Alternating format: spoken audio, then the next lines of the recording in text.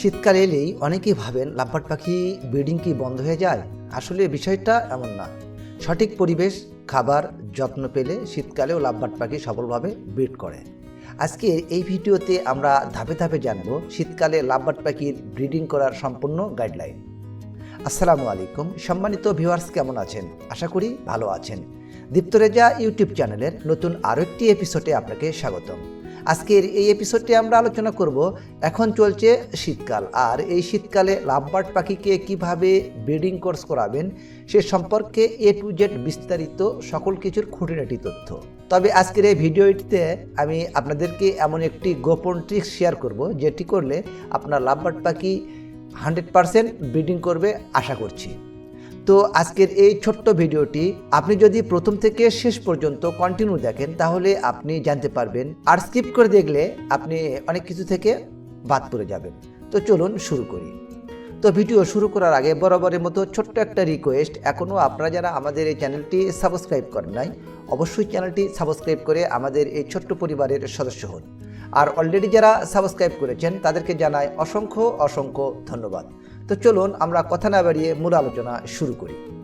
সম্মানিত ভিউয়ার্স, অনেকে মনে করেন আসলে কি শীতকাল লাভবার্ড পাখিকে ব্রিডিং করানো সম্ভব কি? সে প্রেক্ষিতে আমি বলবো যে অবশ্যই সম্ভব।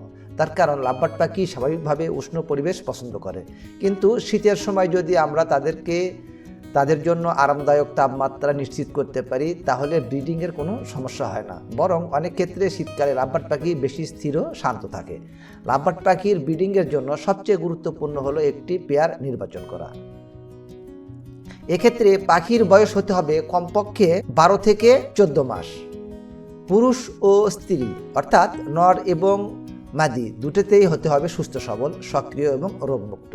তবে আগে থেকে জোড়া বাঁধা থাকলে পারে ব্রিডিংয়ের সফলতা অনেক বেশি হয়।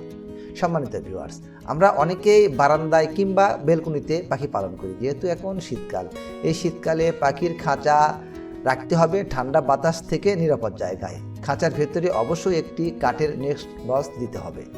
পাখিকে বসার জন্য পার্স হিসাবে আপনি গাছের শুকনো ডাল ব্যবহার করতে পারেন। এক্ষেত্রে অনেকেই প্লাস্টিকের হ্যাঙ্গার বা লোহার রড ব্যবহার করেন পাখিকে বসার জন্য। এটা কখনই করবেন না। তার কারণ লাভবার্ড পাখি যখন মেটিং করবে তখন প্লাস্টিকের হ্যাঙ্গার বা লোহার রডে ওরা যখন মেটিং করবে তখন পা পিছলে যাওয়ার সম্ভাবনা বেশি থাকে। এক্ষেত্রে দেখা যায় যে পাখির মেটিং সফলভাবে হয় না। তাই আমি আমার অভিজ্ঞতা থেকে বলবো, আপনি অবশ্যই গাছের শুকনো ডাল খাঁচার ভিতরে পার্স হিসাবে ব্যবহার করবেন।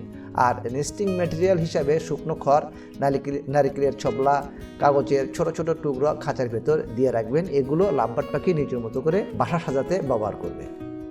সম্মানিত ভিউয়ার্স, লাভবার্ড পাখি ব্রিডিংয়ের জন্য শীতকাল তাপমাত্রা খুবই গুরুত্বপূর্ণ। আর আদর্শ তাপমাত্রা 22 থেকে 28 ডিগ্রি সেলসিয়াস। রাতে খাঁচায় হালকা কাপড় দিয়ে ঢেকে দিন। প্রয়োজনে একটি ছোট বাল্ব ব্যবহার করা যেতে পারে, তবে অতিরিক্ত গরম করবেন না। আর ব্রিডিং সফল করার জন্য খাবারের ভূমিকা সবচেয়ে বেশি। আর প্রতিদিন দিতে হবে ভালো মানের সিড মিক্স। এই শীতের সিজনে সিড মিক্স হিসাবে মিলেট, ক্যানারি, সূর্যমুখী এগুলো দিতে হবে। সপ্তাহে 2 থেকে 3 দিন সেদ্ধ ডিম বা ভেজানো ছোলা বা মুগ ডাল দিন। আর ক্যালসিয়ামের জন্য অবশ্যই ক্যাটেল ফিশবোন অথবা মিনারেল ব্লক ভালো মানের খাঁচায় রাখবেন। ঠান্ডা পানি কখনো দেবেন না।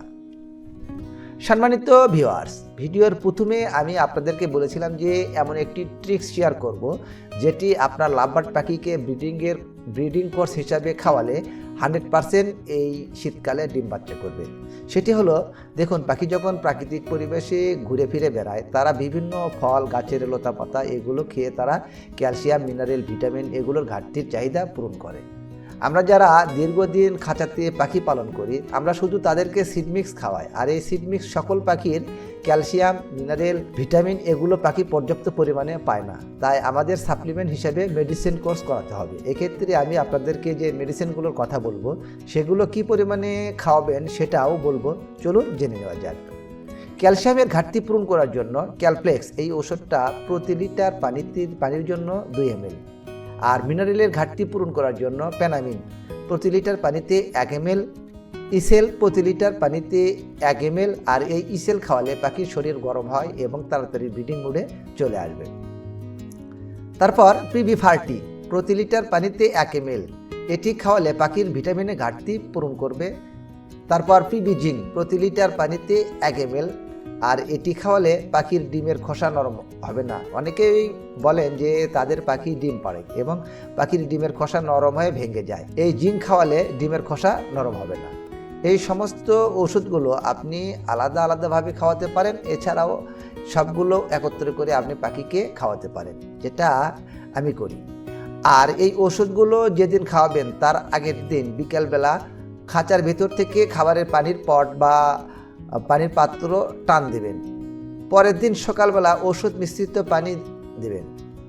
আর অবশ্যই একটি কথা খেয়াল রাখবেন, ওষুধ মিশ্রিত পানি 3 ঘন্টার পর ফেলে দিবেন, ফেলে দিয়ে পরিষ্কার পানি দেবেন। আপনি যদি এই উপরোক্ত ওষুধগুলো আপনার পাখিকে ব্রিডিং কোর্স হিসাবে সঠিকভাবে খাওয়ান, এই শীতের সিজনে আপনি ব্রিডিং করাতে পারবেন, তাহলে 100% আপনার পাখি ব্রিডিং মুডে চলে আসবে এবং ডিম বাচ্চা করবে, আমি কথা দিচ্ছি। সম্মানিত ভিউয়ার্স, এই শীতের সিজনে আমরা যে ভুলগুলো করি সেই ভুলগুলো করা যাবে না। সেগুলো হলো, শীতের সময় সবচেয়ে বড় ভুল হয় ঠান্ডা জায়গায় খাঁচা রাখা। এছাড়াও পুষ্টিকর খাবারের অভাব, বারবার বাসা নড়াচড়া করা এবং দুর্বল পাখিকে ব্রিডিং করানো, এই ভুলগুলো আপনি করবেন না। সঠিক যত্ন, উষ্ণ পরিবেশ এবং ভালো খাবার নিশ্চিত করতে পারলে শীতকালেও লাভবার্ড পাখি ব্রিডিং সফল এবং সহজ করে। ভিডিওটি ভালো লাগলে লাইক দিন, চ্যানেলটিকে সাবস্ক্রাইব করবেন আর আপনার প্রশ্ন কমেন্টে জানাতে ভুলবেন না। কথা হবে পরবর্তী অন্য কোনো নতুন এক এপিসোডে। সে পর্যন্ত সবাই ভালো থাকুন। আল্লাহ হাফেজ।